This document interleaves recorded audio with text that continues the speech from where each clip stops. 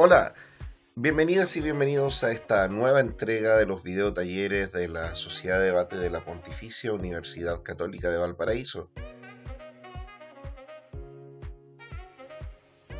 El día de hoy vamos a tratar la temática de refutación en debate competitivo. Soy el profesor y coach César Miranda, quien los va a acompañar en esta presentación. La misma referencia de siempre. Estos videotalleres son parte del programa de entrenamiento de nuestra sociedad y su publicación tiene como finalidad ofrecer un espacio de entrenamiento y preparación para todos aquellos que quieran perfeccionarse en debate competitivo. El presente trabajo es un trabajo en permanente construcción, por lo que si alguien quiere hacer alguna recomendación, crítica o agregado, puede hacerlo llegar a nuestro correo pucb.debate@gmail.com. El presente trabajo es de acceso abierto y puede ser usado por cualquier persona sin perjuicio que para su reproducción requiera citar al autor. En esta ocasión, saludar a los amigos de la Universidad Nacional Mayor San Marcos, del Perú, quienes nos solicitaron pudiésemos colaborarles con un taller de estas características. Esperamos esta presentación cumpla con sus expectativas y ojalá este año les vaya muy bien.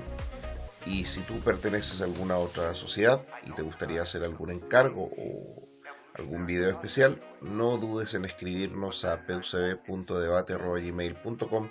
La voluntad siempre está disponible para poder colaborar con colegas de otros países o de nuestro mismo país.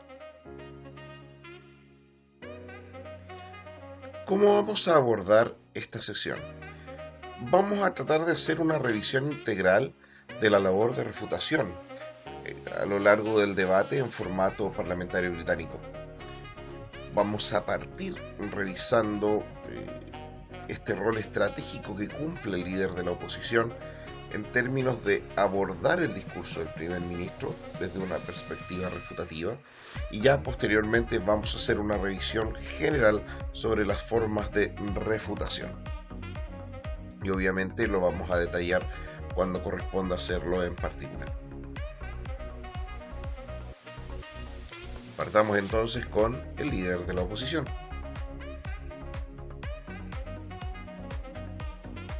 Nos vamos a fijar inicialmente en el encuadre y la definición que ha realizado el primer ministro y ver cuáles son las conductas posibles que uno puede tener. Partamos entonces con la definición. Aquí lo primero que puedes hacer es aceptar, que es lo más básico, es decir, no hay ningún problema ni dilema con la definición que te entrega el líder de la oposición, pero también existen otras dos opciones, que es complementar y redefinir.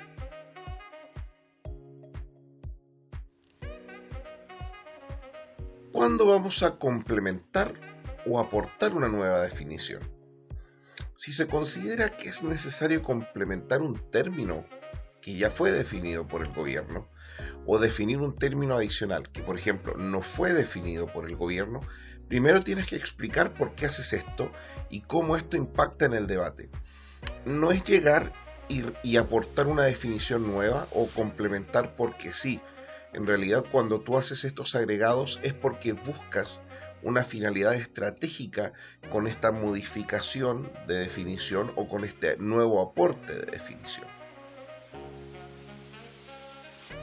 Veámoslo con un ejemplo.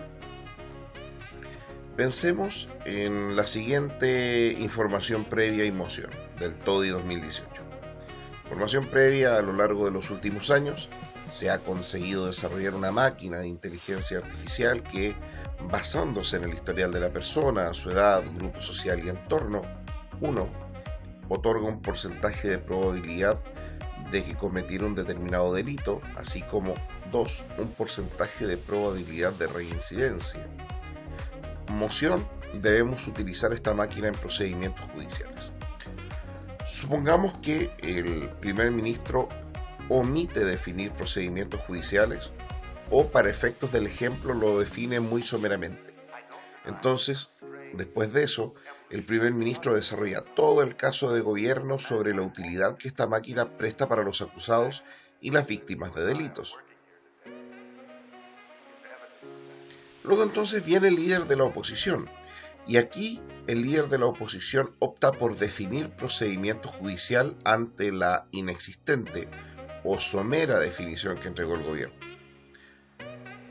¿Qué es lo que hace? Dice, vamos a definir procedimiento judicial como todos aquellos procesos seguidos ante el Poder Judicial, que tienen como finalidad la aplicación del derecho para resolver un conflicto o solicitud.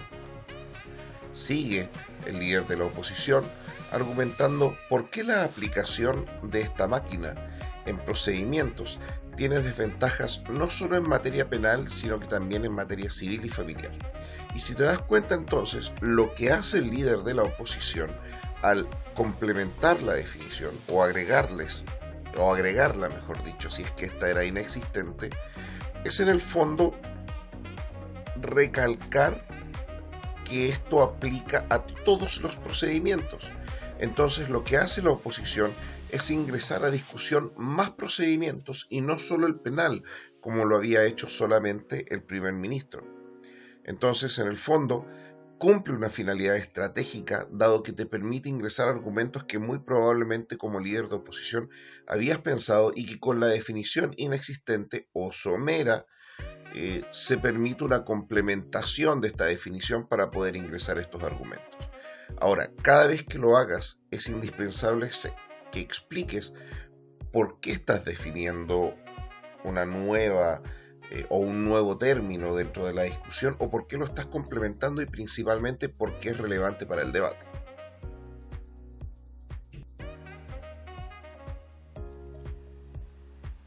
Bueno, también está la opción de redefinir, es decir, reemplazar una definición. La mano o la opinión de los jueces es variable en este tipo de circunstancias, por lo que es recomendable tratar de mantenerse apegado a las reglas. Solo redefinir completamente un término si es antirreglamentario, y va a ser antirreglamentario cuando no hay un vínculo claro y lógico con la moción, cuando es autocomprobatorio, cuando la definición establece una época futura o pasada para el desarrollo del debate, cuando establece un lugar de forma injusta, que son las cuestiones que a ti te permiten realizar una objeción a la definición y redefinir el enfoque del debate. Son casos excepcionales, pero que sin embargo debes tener en cuenta para ese tipo de circunstancias. Bueno, hablemos entonces del trabajo del líder de la oposición cuando la tesis es política. Estamos hablando del trabajo del líder de la oposición desde una perspectiva refutativa. No olvides que ese es el objetivo de este taller. Como sabrás, la tesis política es una tesis que propone una conducta específica, un curso de acción específico, ¿no? Que se debe hacer algo. Y esto usualmente viene aparejado al hecho de que esta conducta lo que hace es resolver un problema que está detrás. Y para la implementación de esta solución existe una especie de plano modelo, que es en el fondo el cómo tú vas a llevar a cabo esta solución en la práctica. Y posteriormente vienen los correspondientes argumentos. Ahora, vamos analizando punto por punto en términos refutativos cómo debes trabajar como líder de oposición frente a encuadres hechos por un primer ministro en tesis política. Lo primero que nos vamos a preguntar es el problema. ¿Cuál es el problema que identifica el primer ministro? Porque las conductas se proponen porque vienen a resolver esencialmente un problema, una necesidad. Allí tú tienes dos opciones para poder atacar el problema. La primera opción es atacar la existencia del problema y la segunda opción es señalar que el problema es otro. Por ejemplo, veamos en este caso 1.1 y 1.2. La moción. Esta casa cree que el Estado de Chile debe prohibir las paralizaciones de funcionarios públicos.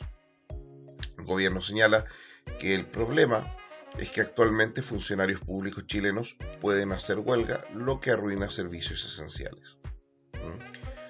Una primera respuesta podría ser, mire, ¿sabe qué? La verdad de las cosas es que dicho problema no existe.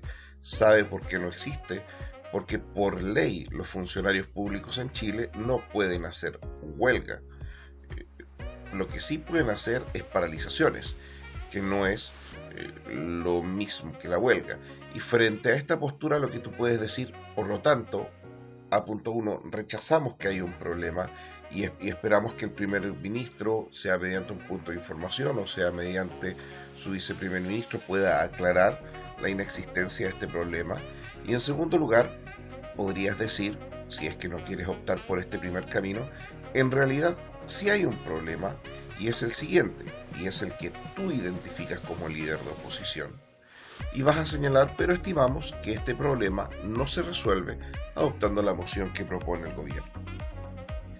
El otro camino es el siguiente, puedes señalar que el problema es otro.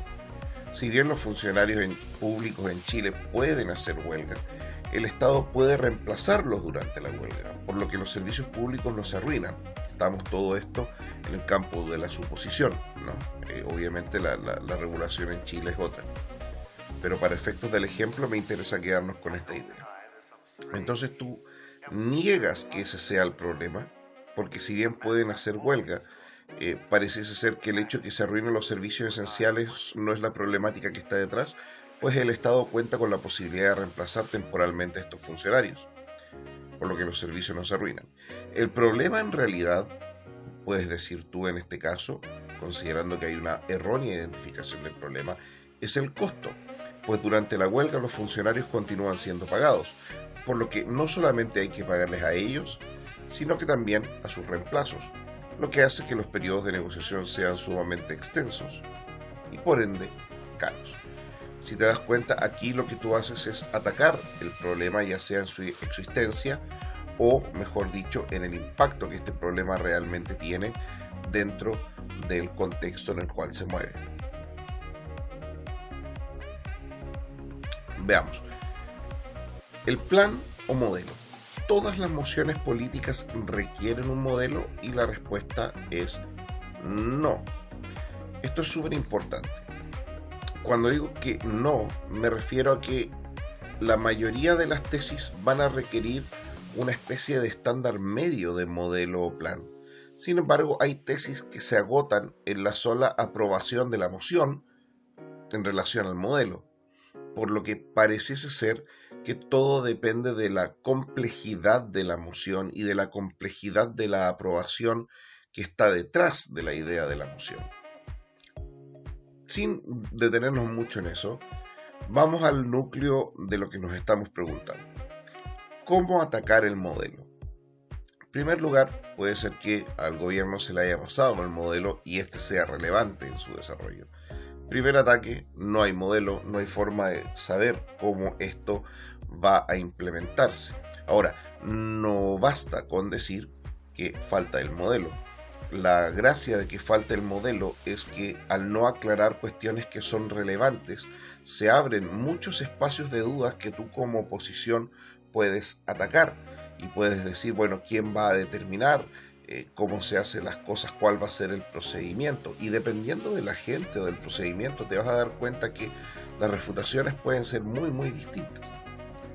En segundo lugar, puedes señalar que el modelo es incompleto. El modelo es incompleto, por ejemplo, porque falta la gente, es decir, quién va a ejecutar este modelo. Faltan características esenciales, falta el refuerzo.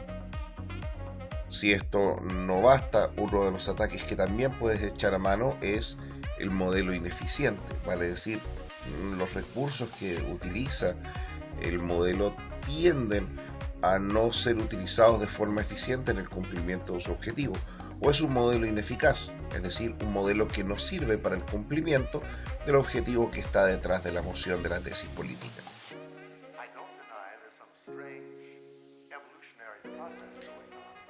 Analicémoslo con un ejemplo. La moción es la siguiente. Los estados deben establecer cuotas de cargos públicos para personas pobres. ¿Cómo atacar el modelo? Bueno, lo más básico.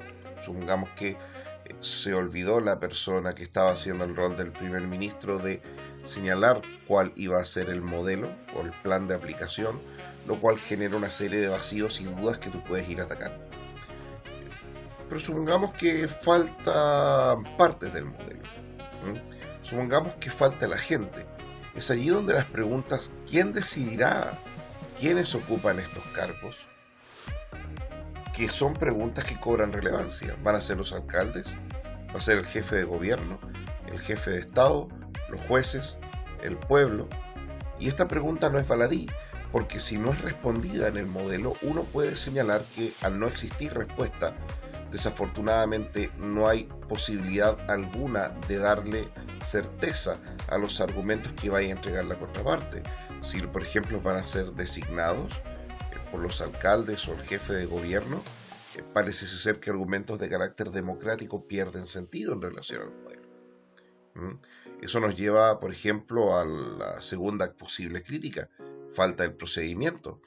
Y aquí, cuando hablamos de falta el procedimiento, hablamos esencialmente de características importantes del modelo. ¿Qué cargos? ¿Cuántos cargos? ¿Cómo se van a designar o elegir? ¿Quién es considerado pobre? Preguntas relevantes que permiten hacer conexión con elementos que eventualmente te pueden servir para la refutación. En tercer lugar, un elemento que usualmente se suele olvidar: falta el refuerzo. Un modelo, por regla general, debe llevar aparejado cierta característica sancionatoria o cierto elemento sancionatorio que refuerce u oriente la necesidad de cumplir y respetar lo que establece este modelo. En el fondo, la pregunta aquí es: ¿qué sucede si no se cumple con el procedimiento o el agente que está estableciendo el modelo? ¿Hay alguna sanción de carácter penal? ¿Hay alguna sanción de carácter económica? ¿Cómo se manifiesta esta? Etcétera. En cuanto a la ineficiencia del modelo, la típica pregunta: ¿de dónde se van a obtener los recursos? Y en algunos modelos esa pregunta va a ser relevante y en otras no, dependiendo de cómo se implementa. Y ahí también tú puedes preguntarte: ¿es este un óptimo uso de los recursos el que nos propone el gobierno? Y así sucesivamente. Finalmente, cuando hablas de modelo ineficaz, lo veíamos anteriormente, se refiere a si se cumple realmente el objetivo que se busca al acoger la moción mediante este modelo.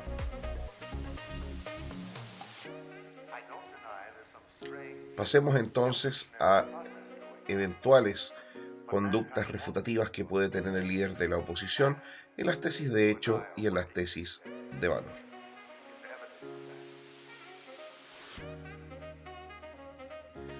Lo primero que se le puede llegar a pasar, quizás en una tesis de hecho de valor, es la ausencia explícita de métrica. En este tipo de casos, tú como buen líder de oposición puedes señalar que no se explicita una métrica, por lo tanto ustedes van a fijar una métrica conforme al discurso que han oído de su colega primer ministro y en fondo al sentido que ustedes le han dado a la moción y que parece ser un sentido justo y que se puede discutir. En tal aspecto, ustedes lo que hacen es tomar esta ausencia o deficiencia de métrica y complementarla o agregarla de manera tal de que cumpla una finalidad estratégica para la línea argumentativa que ustedes quieren desarrollar. Y es principalmente eso, no es mucho más complejo el trabajo, porque ahora todo lo que vamos a observar y trabajar en materia de refutaciones es aplicable tanto a tesis de política, tesis de valor y tesis de hecho. Así que vamos desde ya a lo que nos interesa en este taller en particular, que es el trabajo refutativo, un modelo o una técnica de refutación.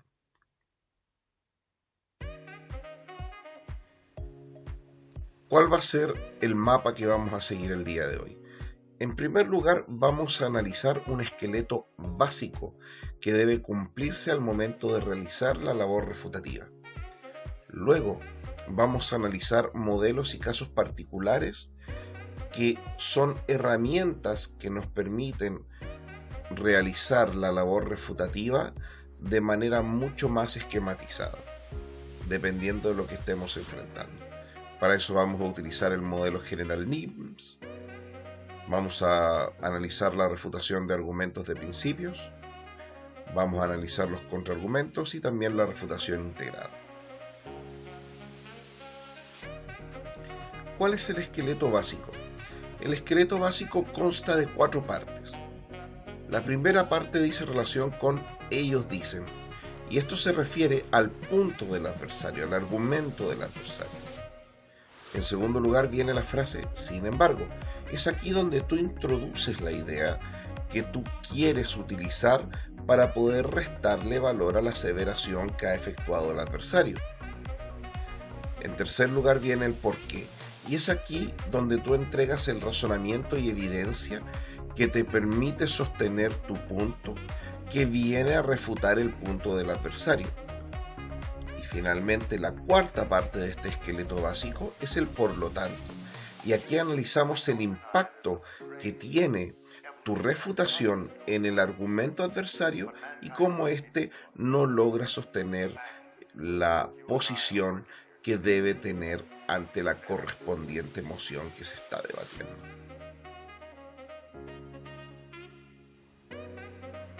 Analicémoslo con un ejemplo para poder entender este esqueleto básico.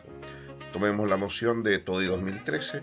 Deberían eliminarse todos los privilegios legales de las instituciones religiosas.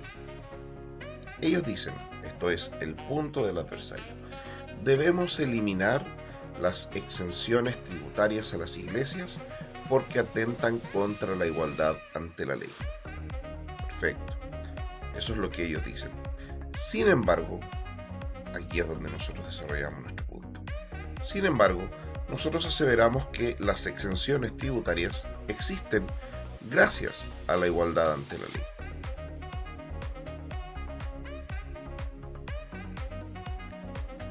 Ahora bien, ¿por qué afirmamos esto? Y es aquí donde introduces el razonamiento y la evidencia para poder realizar la labor refutativa. Afirmamos esto porque creemos que igualdad implica una cuestión básica, que es tratar igual a los iguales y desigual a los desiguales. La regla general es que todos debemos pagar impuestos porque asumimos que todos estamos en igualdad de condiciones, es decir, un trato igual a aquellos que son iguales. Sin embargo, existen excepciones, y una de ellas son las iglesias. Y esto se debe a que durante toda su existencia, las iglesias, a diferencia del resto de las personas u organizaciones, no tienen fines de lucro. Y en segundo lugar, a diferencia de la mayoría de las personas, realizan actos de beneficencia y solidaridad de forma permanente, como por ejemplo mantener abiertos hogares, albergues, refugios o incluso recintos deportivos de acceso público. En tal sentido, son una institución privada que presta un servicio de interés y relevancia pública, motivo por el cual se aleja de la regla general y pasa a ser una excepción. Y esta excepción se enmarca dentro de los fines del Estado, que al buscar el bien común debe facilitar el surgimiento de organizaciones que contribuyan a este bien común, como lo hacen en este caso las instituciones religiosas, las iglesias, por los motivos que ya vimos. Y es entonces, mediante las exenciones tributarias, que lo que hace el Estado es alivianar la carga económica de una organización que presta un servicio público que está orientado al bien común. Es por esto que instituciones como fundaciones de ayuda al prójimo, ONGs medioambientales, corporaciones culturales, entre otras, cuentan con exenciones debido a los fines que persiguen, que son de interés público. Por lo tanto, y es aquí donde tú introduces el impacto en el argumento ajeno, como también el impacto que esta aseveración refutativa tiene dentro del debate. Por lo tanto, poner término a las exenciones tributarias en esta moción que señala que deberían eliminarse todos los privilegios legales de las instituciones religiosas. El poner término a estas exenciones es en esencia un acto contrario a la igualdad ante la ley, que es lo que defiende el gobierno, pues termina tratando de forma igual a alguien que es desigual. Así, entonces, el argumento de que las exenciones deben ser eliminadas porque atentan contra la igualdad ante la ley, pues no es correcto y no sirve para sostener la moción del gobierno. Vimos entonces el esqueleto básico. No lo debes olvidar. El esqueleto básico es, ellos dicen, sin embargo, aseveramos esto porque, y el por lo tanto, ¿vale? Vas a ver que este modelo básico, que este esqueleto básico se refleja en todas las formas que vamos a analizar en este taller de refutación. Pasemos al primer modelo general de refutación, que hemos denominado NIMS. ¿Qué es el modelo NIMS? El modelo NIMS consiste en la abreviación de las palabras negar, invertir, minimizar, sopesar. Son estas las herramientas que utilizaremos para poder restar valor, para poder refutar los argumentos que nos presenta el equipo adversario. Partamos por negar. Cuando nosotros negamos en debate competitivo, lo que hacemos es aseverar que el argumento contrario es falso o incorrecto. Ahora, ¿cuáles son las formas de hacer esta labor de negar el argumento adversario? En primer lugar, porque es posible encontrar contrariedad con los hechos. En segundo lugar, porque se puede atacar la evidencia o la ausencia de fuente. Aunque veremos que como en parlamentario británico hay poco tiempo de preparación, esta no suele ser una forma de ataque muy efectiva, la de atacar la evidencia o la ausencia de fuentes. Y en tercer lugar, identificar falacias en el mismo argumento.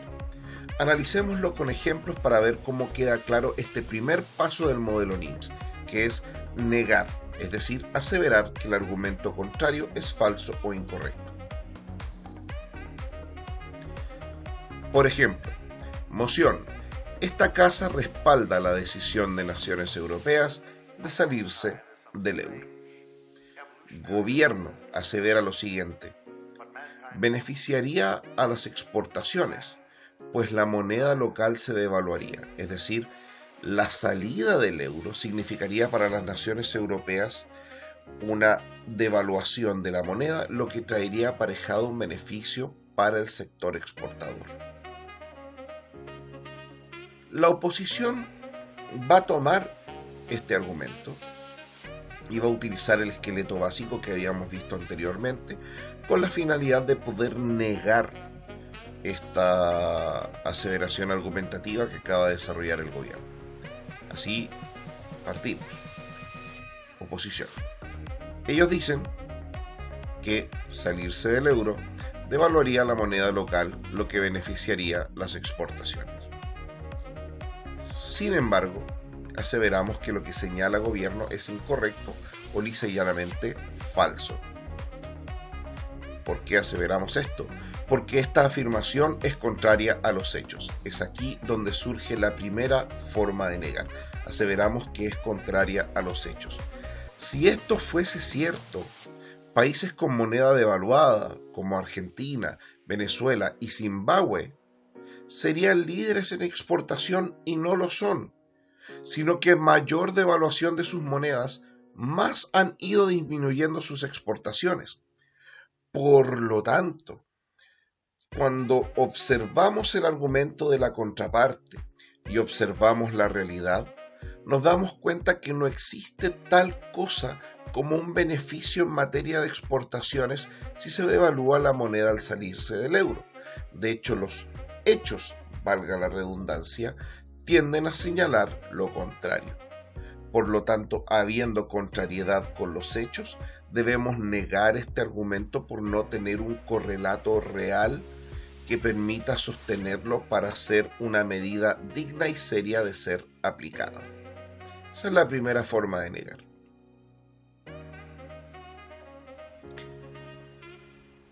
Pero no es la única. Veamos el siguiente ejemplo. Nos mantenemos con la misma moción. Va a beneficiar las exportaciones, pues la moneda local se devalúa. Oposición viene a decir que ellos dicen que salirse del euro devaluaría la moneda local, lo que beneficiaría a las exportaciones. Sin embargo, lo que señala el gobierno es incorrecto o falso, porque Porque en primer lugar, esta evidencia es inexistente o carece de fuente alguna la afirmación que nos está entregando el gobierno. Ahora bien, considerando que el debate parlamentario británico es un formato en el cual solamente se te entrega 15 minutos para poder preparar el debate, y considerando que no puedes utilizar internet para preparar el debate, ciertamente señalar que la afirmación carece de evidencia o fuente alguna no es una refutación muy efectiva, porque lo más probable es que la persona del frente te va a responder: sabe que uno tiene muy poco tiempo de preparación y la imposibilidad de acceder a internet. Entonces, para evitar entrar en una discusión, entre comillas, de personas que no van a lograr entenderse, es mejor no solamente señalar que se carece de evidencia o fuente en la afirmación del rival, sino que además la evidencia que tú manejas pareciese sugerir otra cosa. Por ejemplo, salirse del euro no necesariamente devalúa la moneda, sino que depende de la estabilidad interna de la misma en el proceso de conversión, cuestión que es variable país a país en la Unión Europea. En segundo lugar, la devaluación es una medida inerte si los insumos en las principales industrias exportadoras del país en cuestión se encuentran dolarizados. Y en tercer lugar, parecido a lo que vimos recién, los países de moneda devaluada no gozan de sanidad en sus exportaciones. Argentina, Venezuela y Zimbabue, por ejemplo. Podemos afirmar entonces que gobierno no solamente no provee evidencia ni fuentes que permitan sostener su afirmación, sino que además debe enfrentarse a datos que sugieren lo contrario. Y es aquí donde cobra relevancia esta refutación. Por lo tanto, aplicando el principio de Carl Sagan, esto es, que afirmaciones extraordinarias requieren de evidencia extraordinaria, y que la extraordinaria afirmación que presenta el gobierno de que la salida del euro beneficiaría a las exportaciones gracias a la devaluación, sin aportar mayor evidencia que el razonamiento, y considerando que las evidencias aportadas por esta oposición sugieren precisamente lo contrario, es que no podemos dotar de verosimilitud a la afirmación del gobierno, y por lo tanto el argumento presentado por el adversario no permite sostener la moción que propone el gobierno. Finalmente, una de las formas que también tienes para poder negar el argumento contrario dice relación con la identificación de falacias en el mismo argumento o en la línea argumentativa. Tomemos por ejemplo otra moción. Esta casa se opone a que matrimonios entre personas del mismo sexo puedan adoptar hijos. El gobierno argumenta lo siguiente: no se ha podido descartar a ciencia cierta el daño que provoca al desarrollo de los menores el crecer en un matrimonio entre personas del mismo sexo. Por lo que mientras esto sea así, asumimos que alguna especie de daño existe para los niños y por lo tanto nos oponemos a que este tipo de matrimonios pueda adoptar hijos. Entonces, ¿qué trabajo podemos hacer nosotros para negar aquí desde el punto de vista de las falacias? Como oposición vamos a responder lo siguiente. Ellos dicen que mientras no se descarte el daño que este tipo de matrimonios puedan ocasionar a los menores, ellos se oponen al matrimonio entre personas del mismo sexo, pues algún daño debe haber.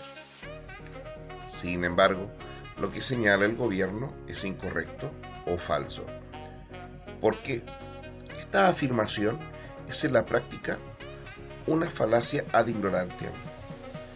Nos dicen que hay daño, dado que no se ha podido probar la inexistencia de daño. En el fondo, dado que no se ha podido demostrar que A es falso, debemos entender que A es cierto. Pero aquí quien debe probar la existencia del daño es quien lo afirma. El hecho de que no se haya podido probar la inexistencia de daño no significa que haya daño. Afirmar ello es como afirmar que actualmente hay una taza de té orbitando Saturno y que ello es correcto debido a que nadie ha podido descartarlo. Es, como comprenderás, una falacia bastante absurda. Por lo tanto, Este argumento, al ser una falacia, no permite sostener que estos matrimonios generen daños a los hijos y, con mayor razón, no puede sostener la moción que propone Gobierno.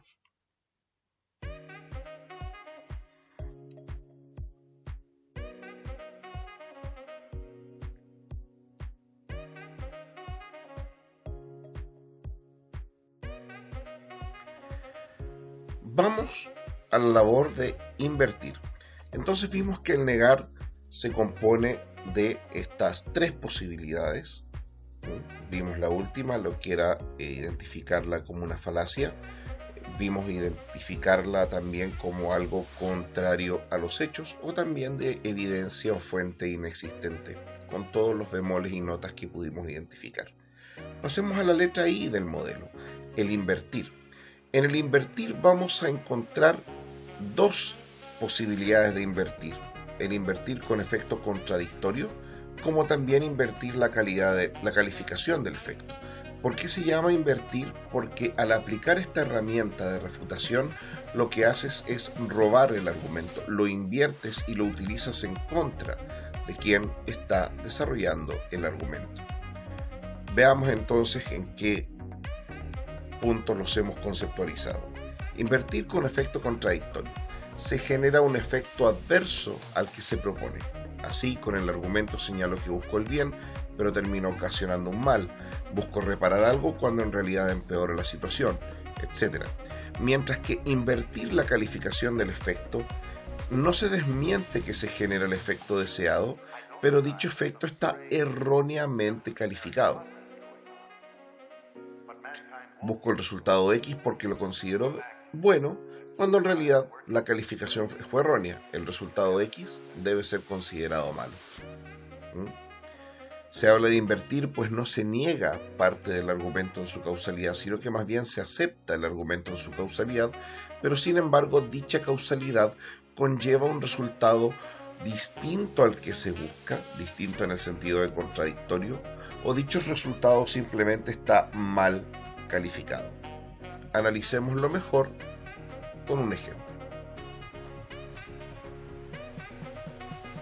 Invertir con efecto contradictorio. Vimos cómo es la pauta. Busco X porque ocasiona Y. Considero que Y es bueno y por lo tanto buscar X es bueno. La refutación en este caso viene a ser, ¿sabe qué? Yo coincido con que Y es bueno. El problema es que X elimina Y o lo disminuye. Por lo tanto, X es malo. Y siendo X lo que usted propone, me opongo a su proposición. Allí, si te das cuenta, es una inversión con efecto contradictorio. Porque lo que yo estoy haciendo allí es no tanto rechazar el hecho de que el efecto Y sea bueno, sino que coincido con ese hecho, solamente que aplico o postulo que asumir X o adoptar X lo que provoca es eliminar o disminuir Y, y como tal esto genera un problema, lo que me obliga a oponerme a adoptar la moción X. El esqueleto de la otra forma de inversión, esto es invertir la calificación del efecto, va más o menos así. Busco X porque ocasiona Y. Considero que Y es bueno y por lo tanto buscar X es bueno. Sin embargo, la refutación puede plantear, ¿sabe qué? Mire, coincido con usted en que X ocasiona Y. El punto es que usted no coincide con nosotros, o el punto es que desafortunadamente Y es malo, y si Y es malo, por lo tanto X es malo, y siendo X lo que usted propone, me veo en la necesidad de oponerme a su proposición. Esta es la fórmula, este es el esqueleto. Veamos cómo funciona con un ejemplo. Moción. Este caso obligaría a los empleadores a mantener guarderías gratuitas para sus trabajadores. Analicemos el ejemplo de invertir con efecto contradictorio. El gobierno propone, busco X porque ocasiona Y. Buscamos que se aplique esta medida de manera tal que el trabajo no sea impedimento para la paternidad, entregando así un incentivo para favorecer la decisión de tener hijos. A.2. Considero que Y es bueno. Consideramos que favorecer la decisión de tener hijos es incrementar la natalidad, lo que es bueno debido a que actualmente la tasa de natalidad en el país está muy baja, lo que afecta a la productividad futura del país, por lo que aumentarla viene a generar el efecto positivo de generar mayor productividad futura. Por lo tanto, buscar X que ocasione Y es bueno. Por eso es que sostenemos que los empleadores deben mantener guarderías gratuitas para sus trabajadores. Y es aquí donde viene la refutación, con inversión con efecto contradictorio. Coincidimos en que Y es bueno. Ellos dicen que incrementar la natalidad es bueno, y estamos de acuerdo. Necesitamos incrementar la natalidad. Si te das cuenta, ahí se está coincidiendo en Y. Pero después viene el giro de trama, ¿no? El plot twist. El punto es que X elimina o disminuye Y. Estamos dentro del modelo del esqueleto básico, acuérdense. Partimos con el ellos dicen, ahora viene el sin embargo. Sin embargo, si bien coincidimos en que incrementar la natalidad es bueno, aseveramos que obligar a los empleadores a mantener guarderías gratuitas para sus trabajadores disminuye la natalidad. ¿Por qué? Esto se debe a que al obligar al empleador a mantener guarderías gratuitas, lo que haces es encarecer el costo del trabajador para el empleador. Así, el empleador optará por trabajadores que no se encuentren en edad fértil, pues serán trabajadores menos costosos. Esto se traduce en un desincentivo a la contratación de trabajadores en edad fértil, incrementando así la cesantía de trabajadores en ese rango etario. Y si la población en edad fértil no cuenta con las condiciones económicas necesarias, la tasa de natalidad tiende a la baja. Cuestión que se daría si aplicamos esta medida. Por lo tanto, X es malo, y siendo X lo que usted propone, me opongo a su proposición. En otras palabras, es por esto que nos oponemos a acoger la moción, precisamente porque genera el efecto nocivo de disminuir las condiciones económicas de la población en edad fértil, lo que desincentiva la decisión de tener hijos y por consiguiente desincentiva la natalidad.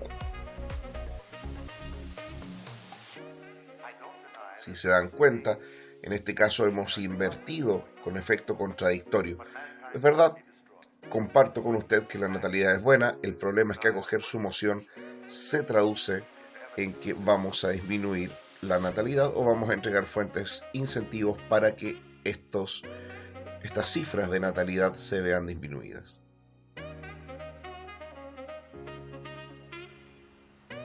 Muy bien. Ahora veamos cómo aplica la inversión mediante la calificación del efecto. Gobierno. Busco X porque ocasiona Y. Buscamos que se aplique esta medida de manera tal que el trabajo no sea impedimento para la paternidad, entregando así un incentivo para favorecer la decisión de tener hijos. Considero que Y es bueno.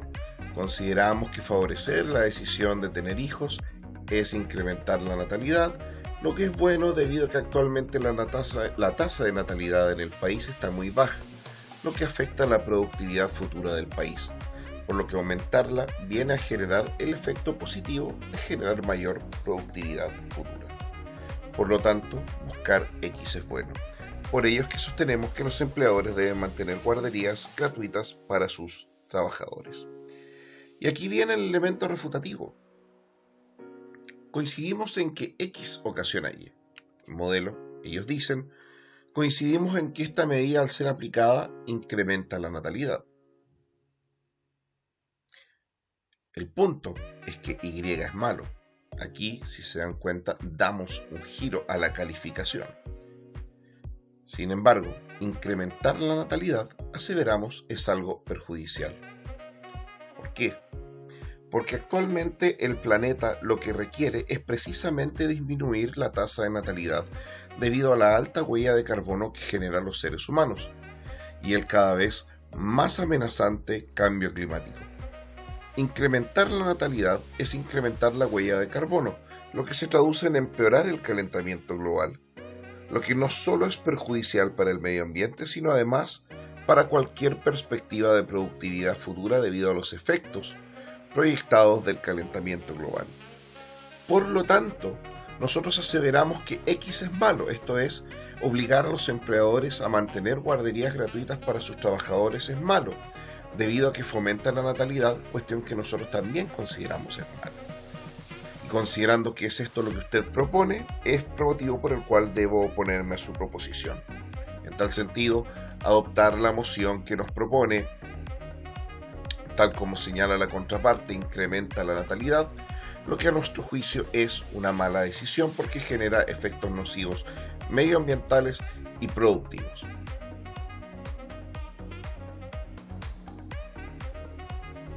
Entonces, hemos visto la posibilidad de negar el argumento, de invertir el argumento, y ahora veremos la forma de minimizar el argumento.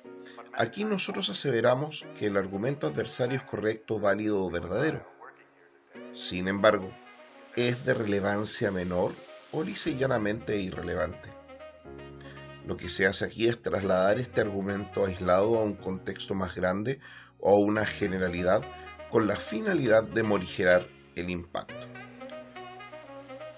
Es decir, no matas, entre comillas, el argumento, no logras destruirlo y sacarlo del debate, pero sí lo morigeras, sí lo minimizas, sí lo debilitas. Veamos el ejemplo. Analicemos la siguiente moción. Esta casa cree que la ONU ya no es importante. La oposición viene a decir, sí, lo es. ¿Sabe por qué es importante? Porque salva vidas y mantiene la paz.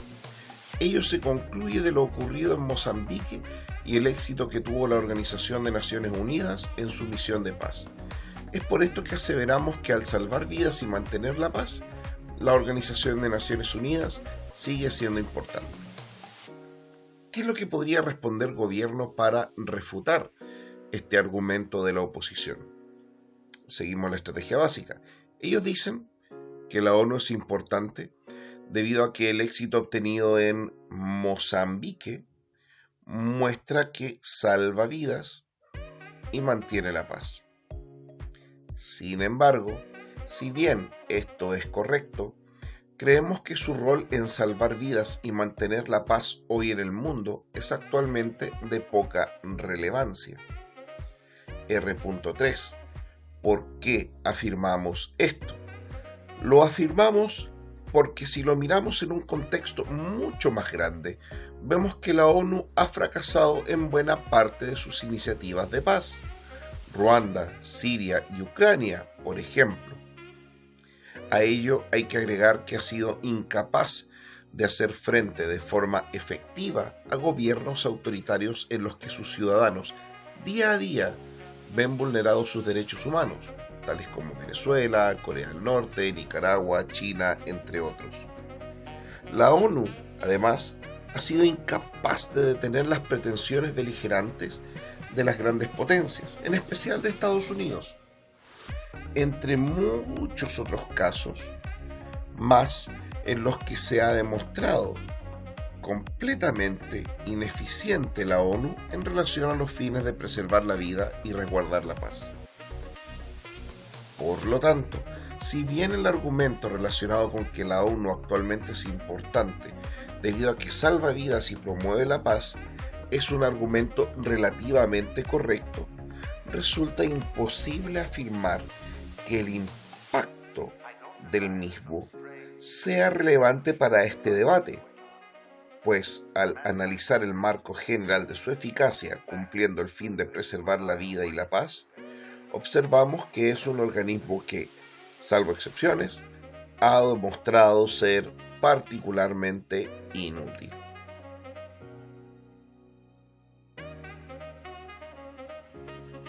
Muy bien, ya hemos visto 3 de las partes del modelo NIMS.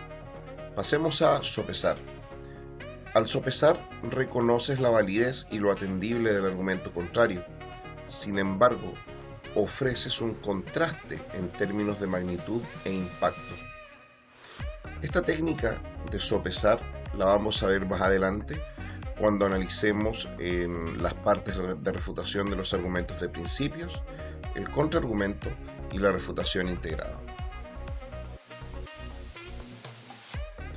Hemos visto hasta el momento el esqueleto básico, el modelo general NIMS, y ahora vamos a la labor de refutar argumentos de principios.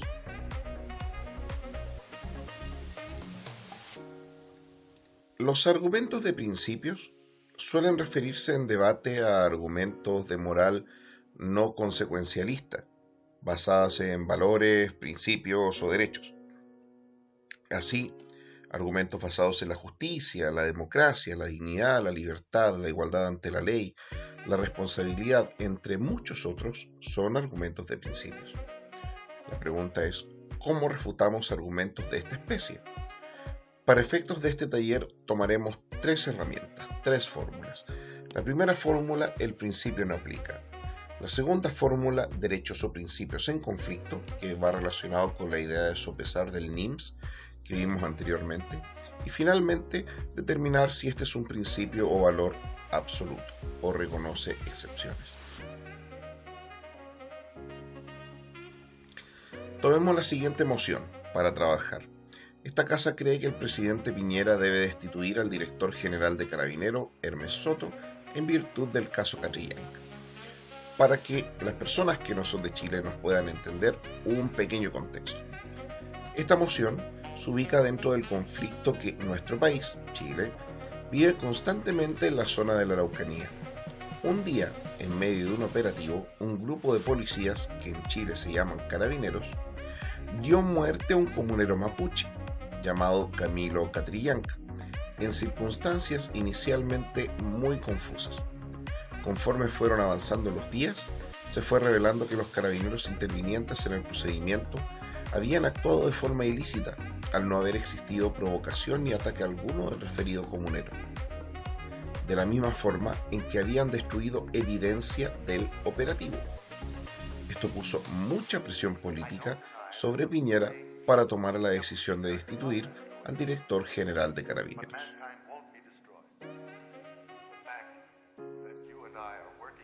Entonces, para efectos de este ejemplo, vamos a imaginar que frente a esta moción, el gobierno desarrolla la siguiente línea argumentativa de principios. Gobierno, esto debe hacerse por una cuestión de responsabilidad. Por responsabilidad vamos a entender aquel valor que se manifiesta como la virtud de asumir las consecuencias de las decisiones y de las conductas, y que es el correlato básico del poder y del deber. En tal sentido, aseveramos que el ejercicio del poder sin responsabilidad es tiranía, y un deber sin responsabilidad no es deber, sino el cumplimiento de un mero favor.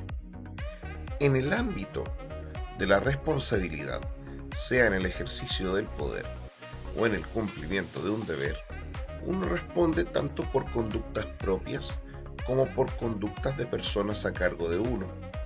En este caso en concreto, el director general de Carabineros, Hermes Soto, debe responder, y la forma de manifestar dicha responsabilidad es mediante su destitución, pues es bajo su mandato organizacional que funcionarios que están a su cargo y que pertenecen a Carabineros dieron muerte a Camilo Catrillanca sin mediar provocación ni ataque del fallecido comunero. Esto se da porque concebimos que en el ejercicio del poder de dirección existe responsabilidad respecto de aquellos que uno dirige. Esto se manifiesta en nuestra realidad a diario. Por mencionar algunas analogías, los padres son responsables civiles de los actos de sus hijos. Las empresas son responsables de los daños que ocasionan sus trabajadores. Hasta los entrenadores de fútbol son los responsables de los malos resultados de sus jugadores. ¿Por qué? Porque el poder de dirigir a otros te hace responsable de los actos de aquellas personas a las que diriges. En tal sentido, si el presidente Piñera no destituye a Hermes Soto, destruye el principio de la responsabilidad. Ello no es posible, debido a que el valor de la responsabilidad es esencial al ejercicio del deber y del poder en toda democracia, por lo que en este caso en concreto es mediante la destitución del director general de Carabineros que se hace vigente el valor de la responsabilidad en el ejercicio del poder.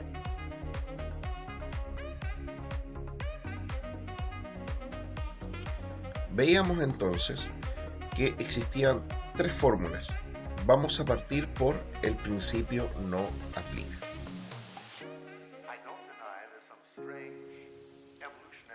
Entonces es hora de observar cómo funciona la herramienta de el principio no aplica. Esto es lo que podríamos decir si fuésemos oposición frente a este punto. Compartimos que el principio de la responsabilidad es un valor y es un correlato básico del ejercicio del poder en democracia. Sin embargo, creemos que en este caso el principio no aplica, pues es incorrecto afirmar que las características del caso hagan aplicable la responsabilidad por la conducta de una persona a cargo. En tal sentido, como bien se mencionó, el valor de la responsabilidad es la virtud de enfrentar las consecuencias de las decisiones y de las conductas, pero esto es en la medida en que dichas decisiones y conductas se encuentran dentro de una esfera de control razonable de la persona, y nosotros aseveramos que la conducta ilícita de ese grupo de 6 carabineros escapa del control razonable del director general de Carabineros, Hermes Soto. Escapa del control razonable porque A. Hablamos de una institución que se compone de más de 57.000 funcionarios, por lo que su rol directivo, tal como su nombre lo señala, es más general que particular. Letra B. Precisamente debido a esto, es que Carabineros se subdivide en muchos mandos territoriales. Mandos territoriales que igualmente se subdividen, y es respecto de los jefes zonales donde podemos encontrar ya una relación directa de mando con los carabineros involucrados.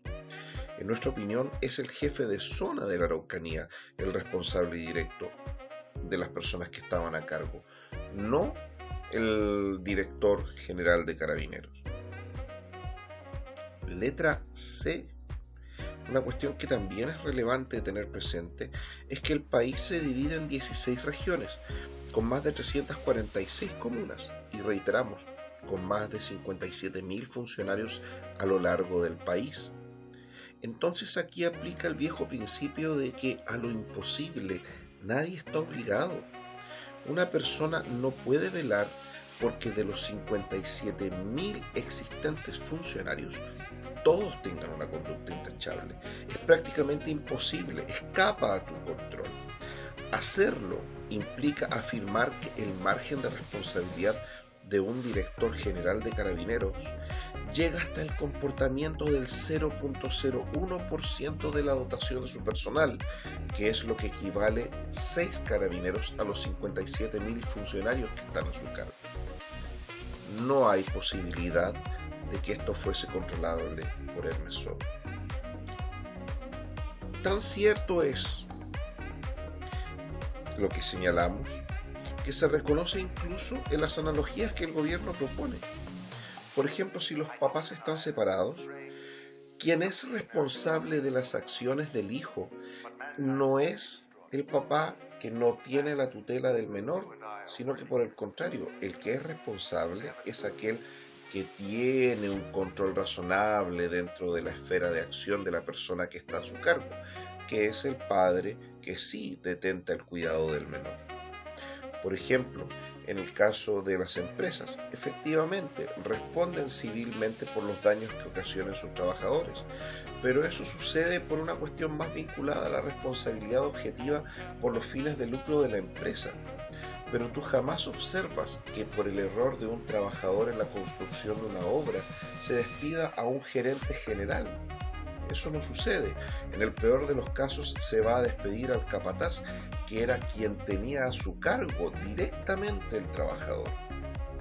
Y en tercer lugar, también sucede con los entrenadores de fútbol. Sí, se les despide cuando funciona mal el equipo, pero el equipo en su generalidad. No se le despide cuando solamente funciona mal uno o dos jugadores. Y tan cierto es lo que estamos señalando en este punto, que por ejemplo si solo funcionasen mal los arqueros, probablemente quien sería despedido no sería el entrenador general, no sería el director técnico, sino que sería el entrenador de arqueros, que es quien tiene la relación directa con personas que están a su cargo. En resumen, hacer responsable a Hermes Soto, en este caso particular, es un despropósito, debido a que la conducta de dichos subalternos no se encontraba dentro de una esfera razonable de su control. Y pregunto entonces, ¿podemos decir que se ensalza el valor de la responsabilidad cuando haces responder a una persona por actos de terceros que no se encontraban dentro de su esfera de control? Y la respuesta es una sola: no. El principio aquí no aplica.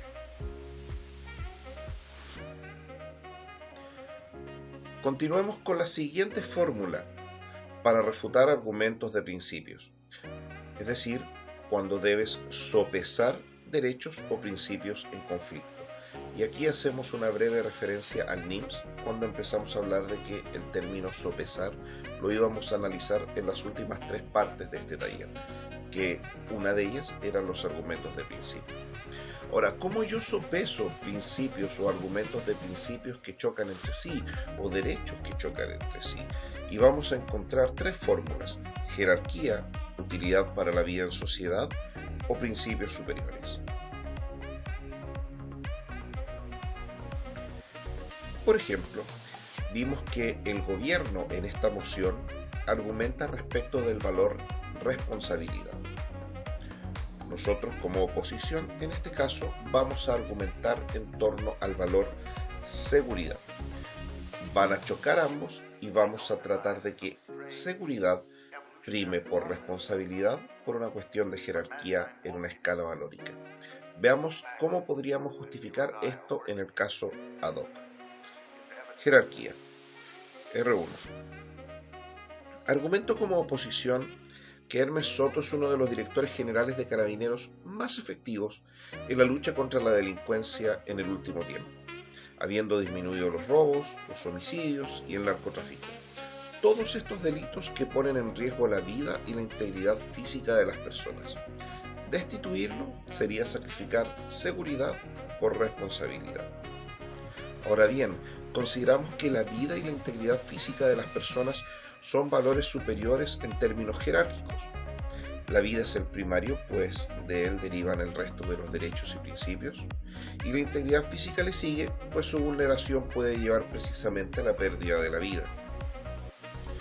Afirmamos que en este caso en concreto, la seguridad es superior a la responsabilidad, puesto que si bien ambos resguardan los valores básicos de vida e integridad física, en materia de seguridad tú resguardas la vida y la integridad física permanentemente, mientras que en el caso de la responsabilidad solo resguardas estos valores eventualmente, puesto que no necesariamente vas a ser responsable siempre en casos de vida o en casos de integridad física.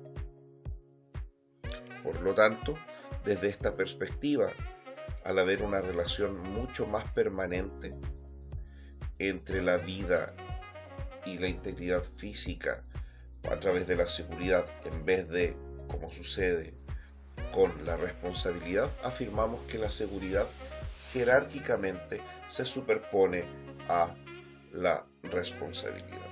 Y por lo tanto, en este caso, el presidente Piñera no debe destituir a Hermes Soto.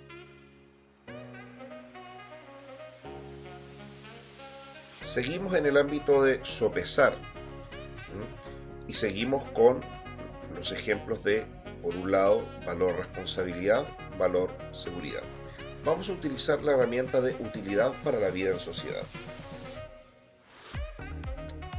Argumento como oposición que Hermes Soto es uno de los directores generales de Carabineros más efectivos en la lucha contra la delincuencia en el último tiempo, habiendo disminuido robos, homicidios y narcotráfico, todos delitos que ponen en riesgo la vida y la integridad física de las personas. Destituirlo sería sacrificar seguridad por responsabilidad. Hasta ahí muy parecido a lo que vimos anteriormente. Pero sin embargo, la destitución de Hermes Soto va a enaltecer el valor de la responsabilidad y probablemente va a relajar efectivamente las tensiones en la región de la Araucanía. Pero su remoción va a perjudicar al resto de las regiones que se han visto beneficiadas por las políticas de Hermes Soto en Carabineros en la persecución de delitos violentos. Entonces afirmamos que en este caso en concreto la seguridad es superior a la responsabilidad, pues mantener a Hermes Soto aporta más a la sociedad chilena en estos momentos al ser un garante efectivo de seguridad en 15 de las 16 regiones del país, mientras que la destitución solo calmará las cosas en una de las 16. Por lo tanto, como podemos observar aquí, existe una mayor utilidad para la vida en sociedad al resguardar la seguridad, en este caso en concreto, que en vez de optar por resguardar la responsabilidad. Y así es como se sobrepone seguridad por sobre responsabilidad, y por lo tanto el presidente Piñera no debe destituir a Hermes Soto.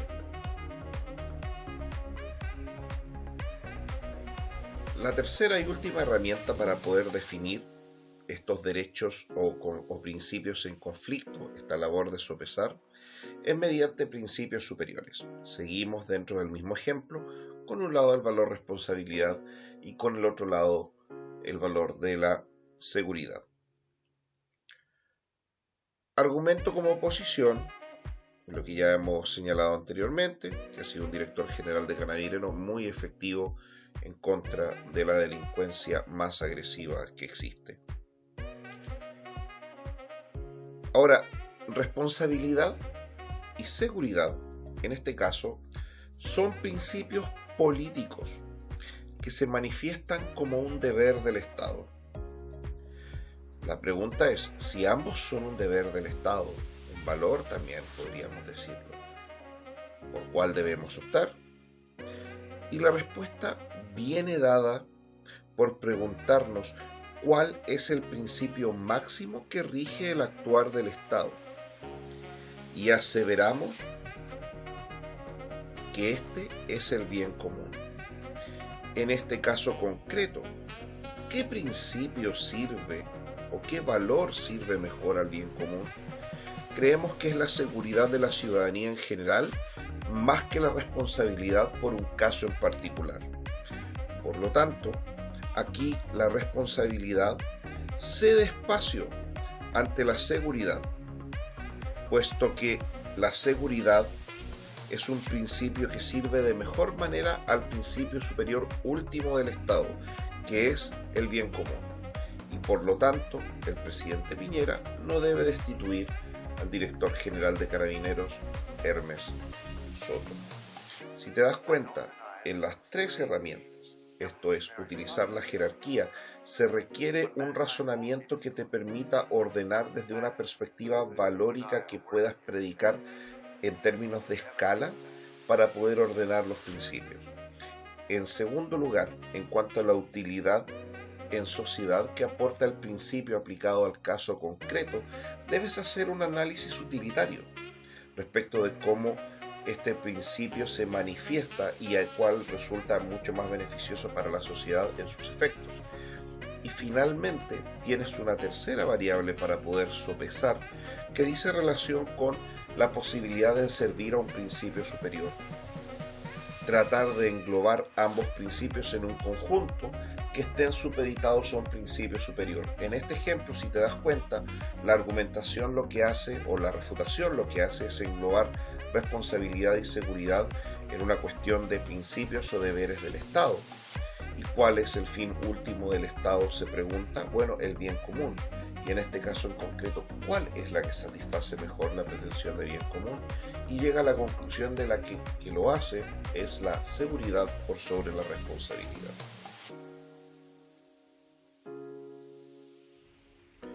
Muy bien, hasta el momento hemos analizado la herramienta de el principio no aplica. La segunda herramienta o fórmula es sopesar principios, derechos o valores.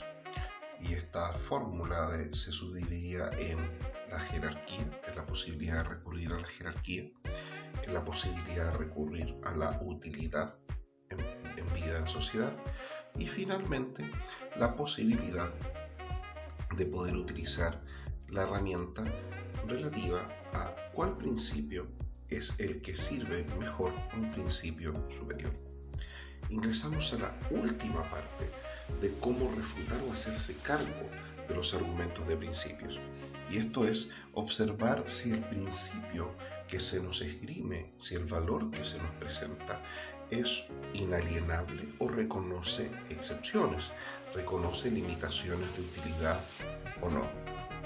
¿Cómo hago esto? Pensemos lo siguiente. Teniendo en mente la argumentación o la línea argumentativa que el gobierno viene desarrollando respecto del valor de la responsabilidad en la moción de la destitución del director general de Carabineros, yo como oposición puedo plantear lo siguiente. R1. Debemos preguntarnos si como sociedad concebimos el valor de la responsabilidad como un absoluto o tiene excepciones. La verdad es que observando la generalidad, observamos que en todo caso de responsabilidad existen excepciones, y cada una de ellas con distintas motivaciones. Una de dichas excepciones se aplica en materia de responsabilidad cuando el sujeto comprueba haber actuado diligentemente. Aseveramos que en este caso Hermes Soto ha actuado diligentemente antes y después del caso Catrillanca. Las evidencias que muestran esto son X, Y y Z.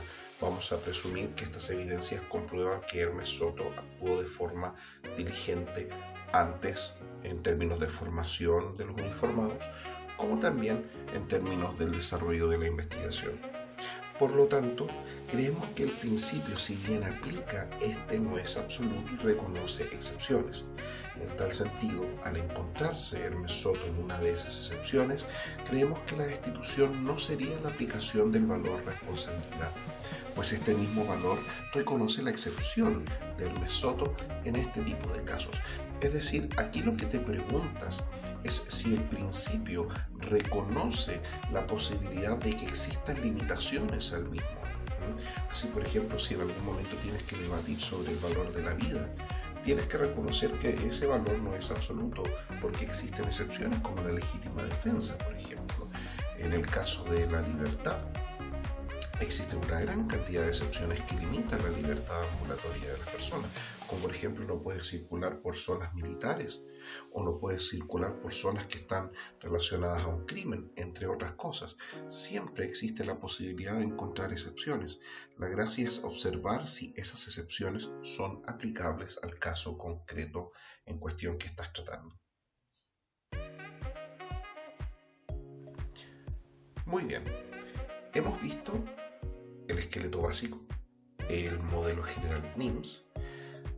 Vimos también cómo refutar los argumentos de principios y llegamos ya a la parte final de este video taller, que es el análisis del contraargumento, el argumento excluyente y de la refutación integrada.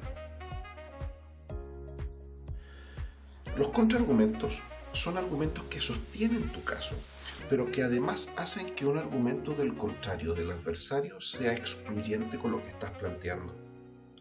Su relación con la refutación integrada es íntima y por la misma razón serán tratadas en conjunto.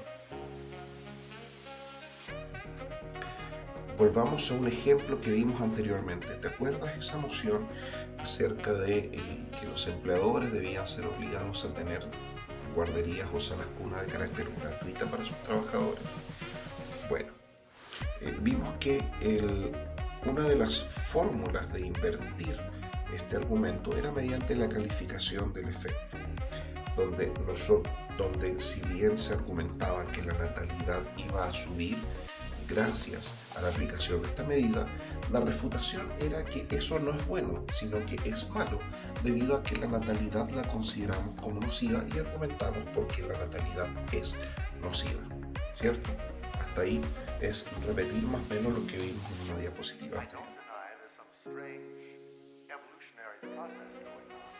Ahora bien, supongamos que el gobierno argumentó eso, argumentó que la natalidad va a subir al aplicar esta medida y que se considera bueno porque sube la productividad futura. Es tu turno y te das cuenta que uno de los argumentos con los que cuentas tú es un argumento que sirve para anular un argumento que acabas de escuchar. Esto es el argumento de incrementar la natalidad. Pero quieres utilizarlo como un argumento, más no como una refutación. Entonces, en el fondo, tú desarrollas inicialmente tu argumento en el que explicas que la aplicación de la medida que propone el gobierno va a incrementar la tasa de natalidad, y es allí donde tú señalas que incrementar la tasa de natalidad es una mala idea porque genera una serie de perjuicios medioambientales que en el contexto en cuestión parecen sustancialmente graves, razón que tú estimas es atingente para no poder aceptar la moción que propone el gobierno. El tema es que este argumento que acabas de desarrollar, directa o indirectamente, inutiliza el argumento que eventualmente desarrolló el gobierno para efectos de este ejemplo. Entonces, ¿cómo yo le entrego una función refutativa a mi argumento mientras lo estoy desarrollando? Porque no quiero que sea valorado como una refutación, sino que quiero que sea valorado como sustancia que permite la construcción del caso. Desde esa perspectiva, me pregunto, ¿cómo integro la refutación en mi línea argumentativa? Y la respuesta en realidad es simple. Debemos explicitar qué función viene a cumplir en términos de NIMS el argumento que estás desarrollando, el argumento que estás presentando, respecto a la idea central del argumento adversario que se está refutando o al respecto del cual pretendes refutar. Analicemos el ejemplo. Entonces su oposición ha argumentado lo que vimos. Sube la natalidad, consideramos que la natalidad es mala porque genera efectos medioambientales indeseados, por lo tanto no debemos adoptar la moción que nos propone el gobierno. Para darle una función refutativa, lo que haces es agregar qué función del NIMS vas a usar y cómo este elemento del NIMS impacta en el argumento adversario. En este caso, vamos a utilizar la letra I del NIMS, la inversión por calificación de efecto. Entonces, cuando ya terminas tu argumento, agregas. Entonces, como vemos en realidad, aquel argumento del gobierno que pretendía apoyar la moción, señalando que favorecía el incremento de la tasa de natalidad, es en realidad un argumento nuestro, puesto que hemos comprobado que la natalidad es nociva, y en tal sentido dicho argumento se invierte en contra del propio gobierno, pues no le permite sostener su moción. Por lo tanto, este argumento que desarrollamos, y este impacto es súper importante dejarlo claro, no solamente nos sirve para sostener que debemos oponernos a la moción, sino que además nos sirve para dejar sin efecto el argumento de la natalidad que ha desarrollado el gobierno. Es así de simple. Eso es integrar una refutación dentro de tu línea argumentativa, explicitando qué elemento del NIMS estás haciendo uso, sea que estás negando el argumento, sea que estás invirtiendo el efecto del argumento, sea que estás morigerando o minimizando el argumento, o que estás procediendo a la relación de sopesar el argumento correspondiente.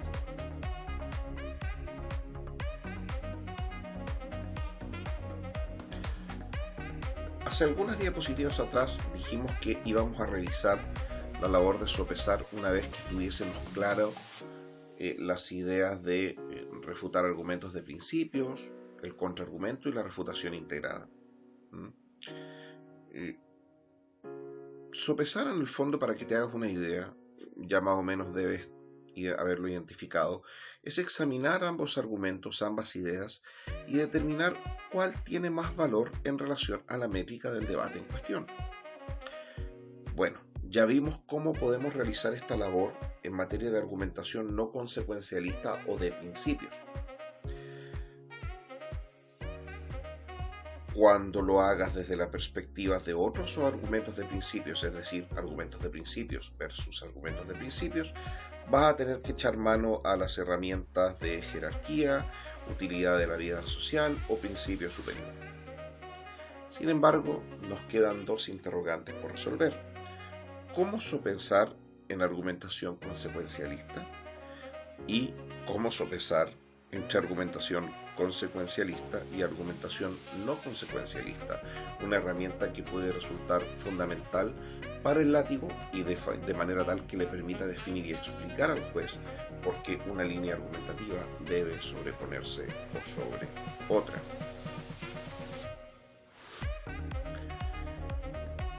Sopesar en argumentación consecuencialista. Lo primero que debes hacer es observar cuáles consecuencias, estos famosos beneficios versus perjuicios, se conectan de mejor manera con la métrica que indica la moción.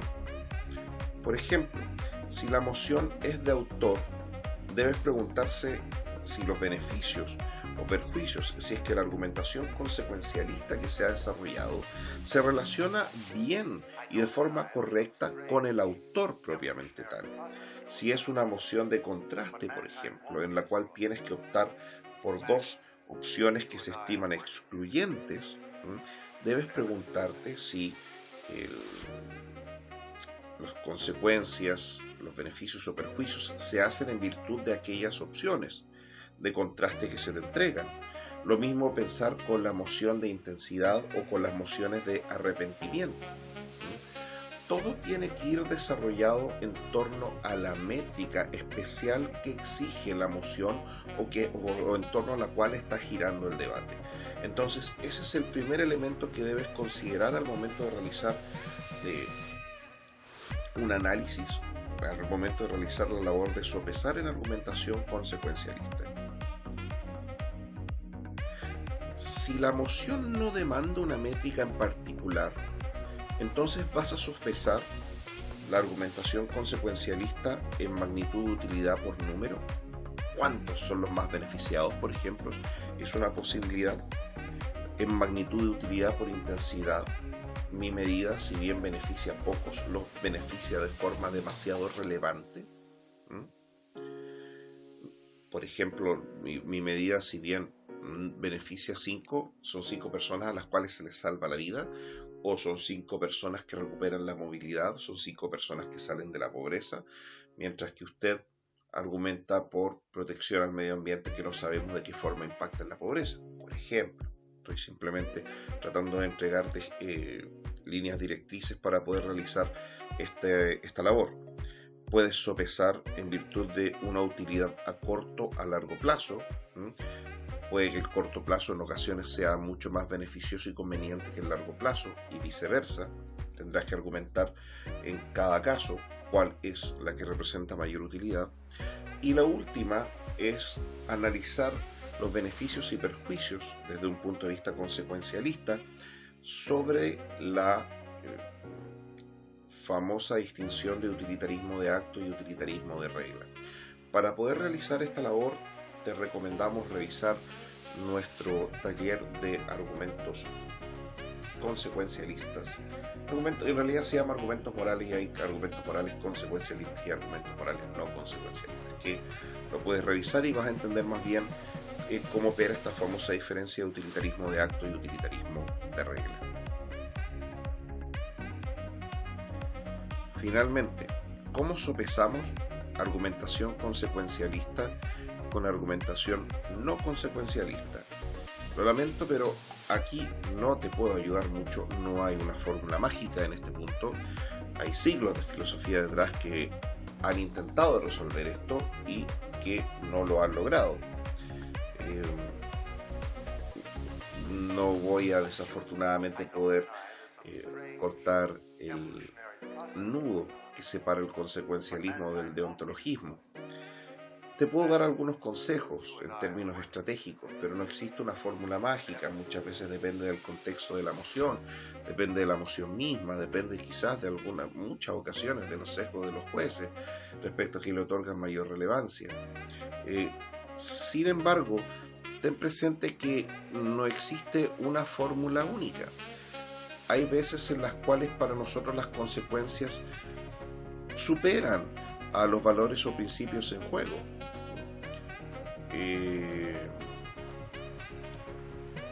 Por ejemplo, estoy pensando en el famoso dilema que le presentaron a Kant del asesino en la puerta, ¿no?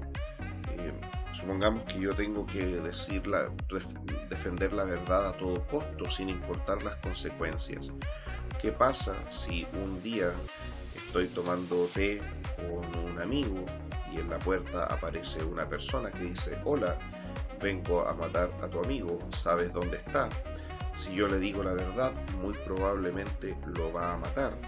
Si yo le miento, probablemente le voy a salvar la vida, pero voy a ser un sujeto inmoral. Entonces, no voy a haber cumplido con un actuar conforme a los principios. Es posible anteponer siempre los principios contra las consecuencias. Es difícil en ese caso. Y viceversa. Por ejemplo, no siempre las consecuencias van a soslayar los principios.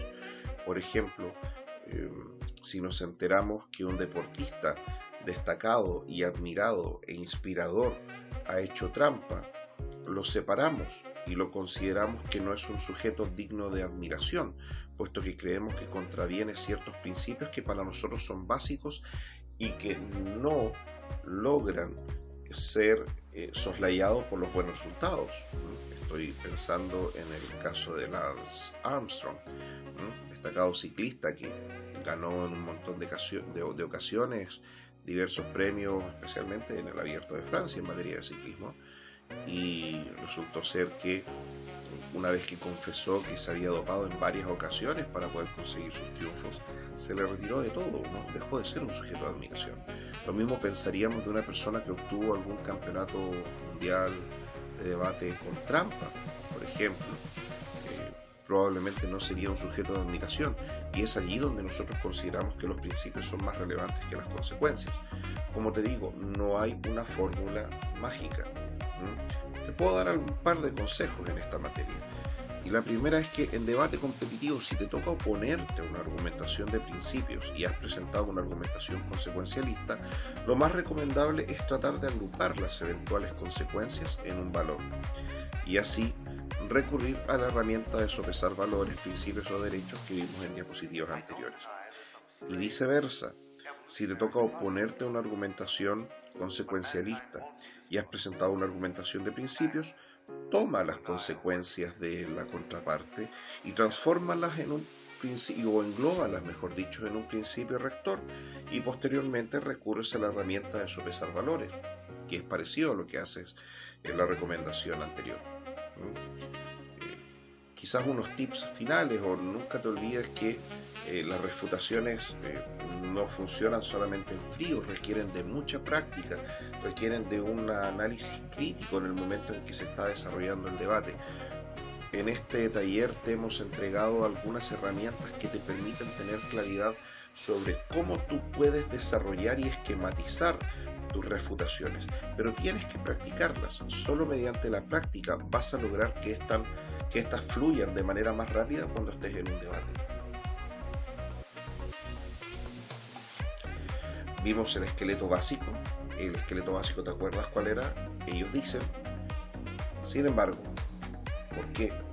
Y por lo tanto, ellos dicen, el punto de ellos, lo que tú dices, tu punto, el por qué, el razonamiento y la evidencia que está detrás de lo que estás diciendo y por lo tanto el impacto en el argumento contrario y en el argumento del adversario, como también en la métrica del debate. Posteriormente pasamos al modelo general NIMS: negar, invertir, minimizar, sopesar. Observamos cómo se refutan los argumentos de principios, señalando que o el principio no aplica, o hay que sopesarlos con otros principios, dentro de los cuales está la herramienta de la jerarquía, la herramienta de la utilidad social y la herramienta de servir a un principio superior. Y finalmente analizamos el contraargumento con la refutación integrada. Esperamos que este taller haya sido de tu agrado y ojalá tus habilidades de refutación mejoren.